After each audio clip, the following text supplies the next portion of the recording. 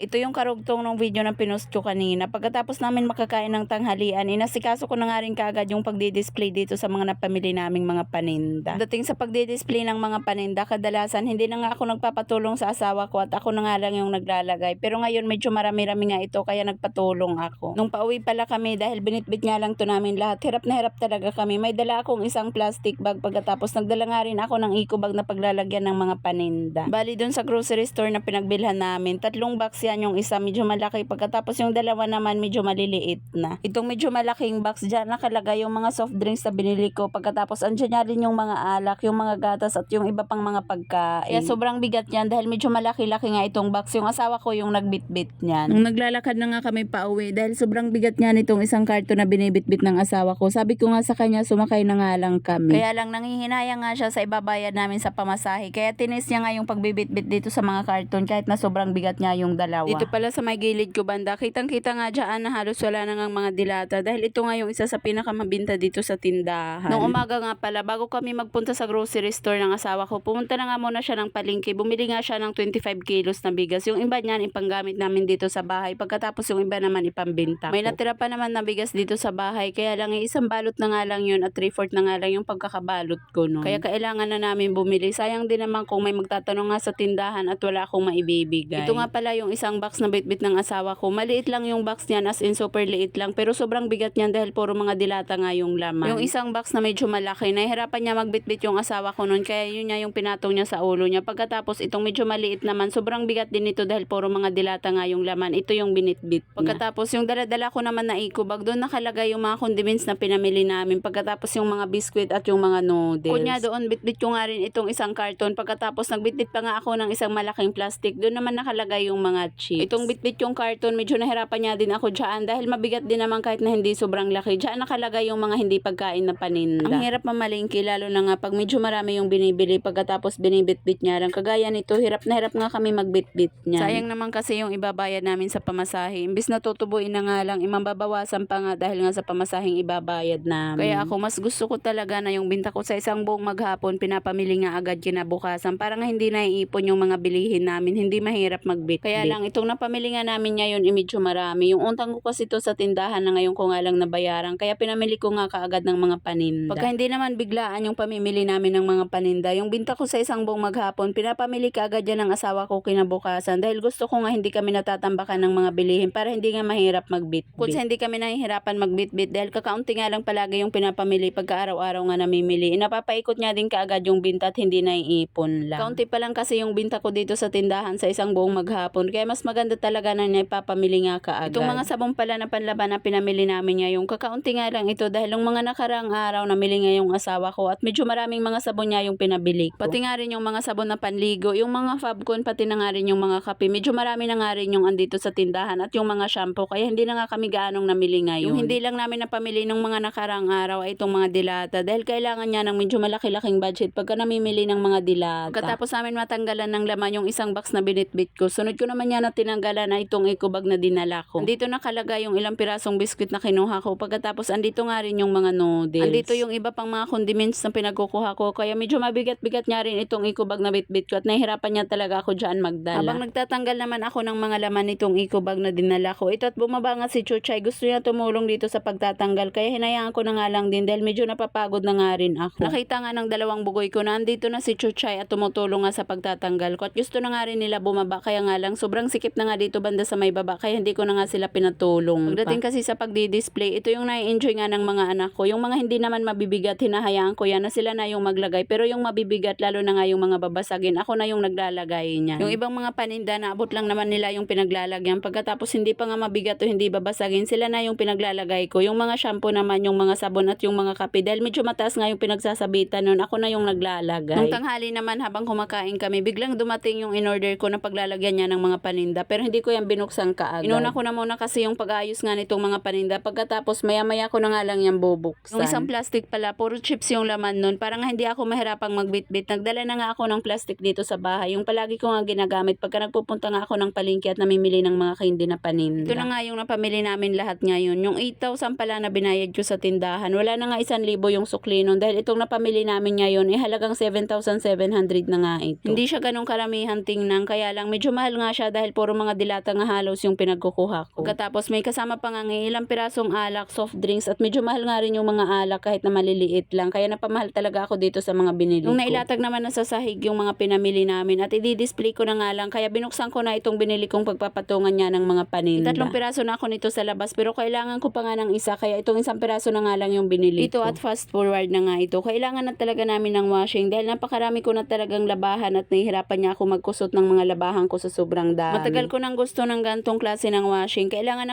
ko talaga to lalo na nga ang dami kong ginagawa pag may pasok nga sa school yung mga bata. Malaking tulong sa akin yung gantong automatic na washing machine. Hindi na nga ako mahirapan magbanlaw pa dahil medyo mahaba-habang oras nga rin yung ginugugol ko sa pagbabanlaw. Hindi na ako aabutin pa ng madaling araw sa pagbabanlaw dahil dito nga ilalagay ko na lang yung mga labahin ko pagkatapos kukunin ko na nga lang na medyo tuyo na siya. At ayun lang muna, maraming salamat sa panunood. God bless everyone. Bye!